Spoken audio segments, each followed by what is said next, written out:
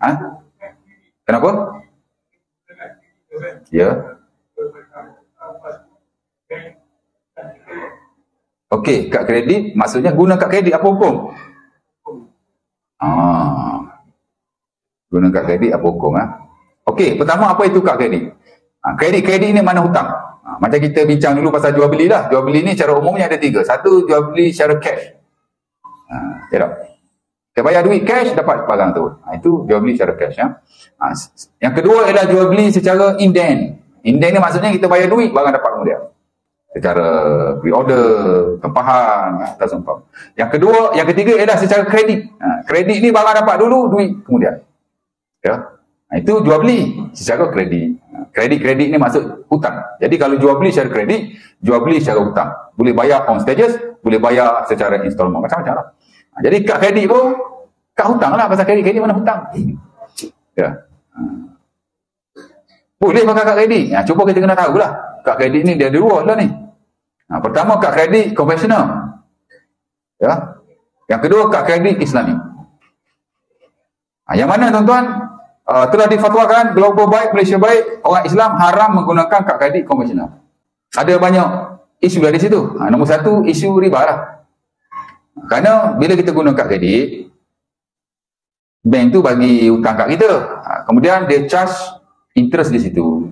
Jadi kalau dia charge interest tu riba lah. Ya. Sementara kalau kita lambat bayar lah, lebih daripada tempoh yang dia benarkan.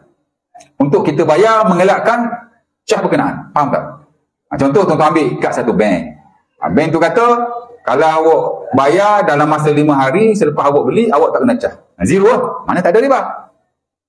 Tapi kalau awak bayar lepas 5 hari, awak akan dikena charge 1%, 2%, 3%, 4%. Lepas tu, cukup sebulan.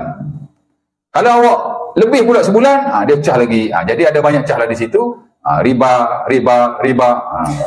Riba hak mula-mula tu dipanggil riba hutang, riba qard. Kemudian bila kita lewat bayar, dia charge lagi tu dipanggil riba jahiliyah, compounding lah. Which dia akan berganda. Jadi ada isu besar di kad kredit, pada kad kredit ni, isu riba tu lah. Okey. Kita bayar awal. Kita guna, esok-esok bayar. Kita guna, esok-esok bayar. Bank memang takkan charge tuan-tuan. Dan tidak ada riba di situ sebenarnya. Sebab tu Mufti Wilayah beberapa bulan yang lalu dia pernah keluarkan fatwa dalam Maktabah Al-Bakri, tak silap saya. Dan saya pernah baca lah dia punya fatwa tu. Dia kata sebaik-baiknya guna kad kredit Islami lah. Tapi kalau kad kredit konvensional pun dia kata boleh. Asalkan kita bayar awal dan elakkan daripada dikenakan charge oleh bank. Pasal isu dia isu riba. Bila kita bayar awal tak ada riba tu. Yalah. Di mana ramai jugalah saya lihat yang tidak bersetuju. Kerana kad konvensional ni, walaupun kita bayar awal, tidak ada riba secara dasarnya, tapi masih ada isu-isu yang lain. Pertama ialah kita bersubhat dan menyokonglah industri konvensional. Ya. Yang kedua, sebenarnya bank dia bukan charge kita saja. Dia juga charge kepada merchandise tu, kepada syarikat. Awak pergi guna atau haji pergi guna mana kad tu? Guna paminyak. Paminyak pun bank charge juga. Saya tak tahulah dia charge berapa, tapi dia charge juga. Yang mana duit-duit yang dia charge daripada merchandiser ni, daripada syarikat-syarikat ni, dia akan guna balik untuk memberi pinjaman secara konvensional pada orang lain. Jadi kalau boleh elakkan. Melainkan kalau memang dia ni tak lulus ataupun memang dia usaha memang tak boleh kad kredit Islami. Tak boleh kad kredit Islami. Dia boleh kad konvensional saja. Ataupun konvensional dia layak. Tapi hak Islami minta sana tak rapat, minta sini tak rapat. Mungkinlah ada keharusan di situ jika dia orang yang memerlukan hutang.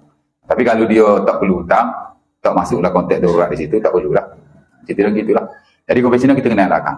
Di samping konvensional ni memang agak berbahaya. Tentu kalau tak bayar, dia panggil default, ada kes tak bayar ke apa. Dia berganda tu. Ada kes orang tak bayar 10-15 tahun kat kredit.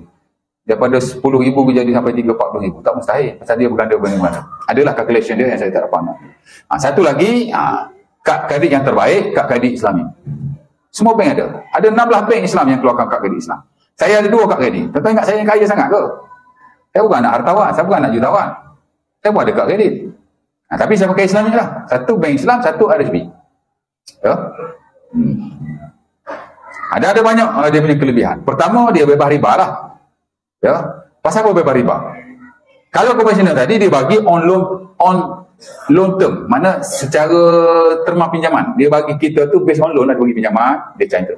Tapi kalau Islami dia tak buat begitu. Cara dia tu. Cara riba dia jadi riba. Cara tak riba dia jadi tak riba. Which is cara Islami dia bukan cara riba. Dia tak beri pinjaman tuan. Tuan-tuan dah buat akad jual beli komoditi dengan bank. Dan bila tuan-tuan dapat kad tu, sebenarnya duit dah ada dalam kad tu. Dia tak macam konvensional. Konvensional duit tak ada dalam tu. Sebab itu kalau tuan-tuan tengok parameter JAKIM, bukan JAKIM lah. Mana sebagian ulama dia kata boleh beli emas dengan kad kredit Islam. Tapi kad kredit konvensional tidak boleh. Pasal apa? Pasal dia kata kad kredit Islam duit dah ada kat dalam. Adapun kad kredit konvensional kosong. Sedangkan pembelian emas tak boleh secara tangguh. Nampak tak? Walaupun ada dua tiga pendapat di situ. Ada ulama kata boleh secara mutlak. Macam kita punya JAKIM kan, dia kata boleh secara mutlak. Konvensional ke Islami ke. Mana sah lah jual beli emas tu. Ada yang kata tak boleh secara mutlak. Tapi yang di tengah-tengah. Dia kata kad kredit Islam boleh, kad kredit tidak Islam tidak boleh. Kerana dia kata dalam Islam dah ada duit. Jadi akad dia buat tu, cara dia buat tu lain ya. Dia dah buat, dia panggil jual beli komoditi di situ. Dia buat murah-murah. Nanti ada bab dia ni. Ya. Itu satu. Yang kedua banyak kelebihan-kelebihan yang lain. Dia tak cah compounding. Contoh kalau dia hutang, banyak tu je lah. Dia takkan berganda-ganda. Okey, yang kedua, bank negara mewajibkan kad kredit Islam dilindungi takaful. Which is tuan-tuan ada hutang banyak mana pun, kalau tuan-tuan ilat, of course lah kalau tuan-tuan mati, harap tuan-tuan tak mati lagi lah, maka dia lepaskan. Kawan saya bank Islam, isteri dia lah, ada hutang 5 ke 6 ribu, lepas tu kena ilat, lumpuh, settle lah. Tapi kalau konvensional, awak masih kena bayar. Kalau awak mati pun, awak masih kena bayar. Kalau awak tak bayar, awak dikira menanggung hutang. Orang hidup tak cara mana? Kira tak? Biarlah, bayar awak apa dia kata. Dia mati dah, biar dah. Tak boleh. Kita sia je. Tapi kalau Islami, dia dah cover. Jadi ada banyak kelebihan lah di situ. Ada kata sama je, konvensional Islam tak sama. Cara tidak sama. Dan of course lah dia punya kelebihan-kelebihan, ciri-ciri dia amat baik sekali. Kita tuan-tuan, buat kewangan Islam lah. Bukan kita kat kredit, apa-apa saja. Number one kan? Bukan number one lah. Mana top di dunia tuan. Saya baca beberapa laporan dunia tentang kewangan Islam di Malaysia. Oh, kita pioneer tuan.